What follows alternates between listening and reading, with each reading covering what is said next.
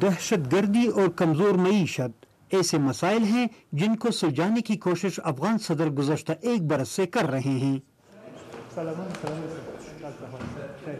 Be B C کے ساتھ ایک خصوصی انٹرویو میں اشرف غنی نے سابق صدر حامد کرزئی کے ایسے مطالبے کو دہرایا کہ پاکستان کو دہشت گردی کے خلاف اپنی پالیسی پر نظر ثانی کی ضرورت ہے۔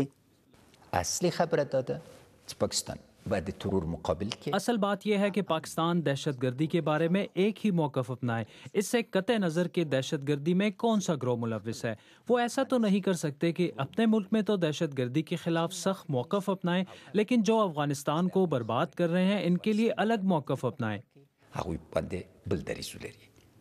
ایک طرف اگر افغان طالبان کے حملوں میں اضافہ دیکھا گیا ہے تو دوسری طرف خود کو دولت اسلامیہ کہنے والی شدت پسند تنظیم کے ننگرہار اور کندز میں حالیہ حملوں نے افغان حکومت کی پریشانی بڑھائی ہے۔ افغان طالبان کی مدد کے الزامات تو پاکستان پر لگائے جاتے ہیں، لیکن سوال یہ پیدا ہوتا ہے کہ دولت اسلامیہ کی سرپرستی کون کر رہا ہے؟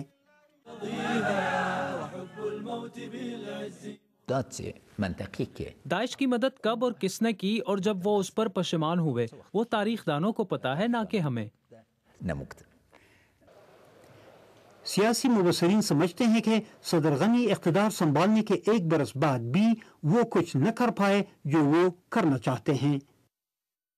کابل میں سیکیورٹی کے حالات تو جنگ زدہ ماضی کے مقابلے میں خاصے بہتر ہیں، لیکن پائیدار امن اور مضبوط معیشت کے لیے صدر غنی کو بہت سارے چیلنجوں سے ابھی نمٹنا ہے۔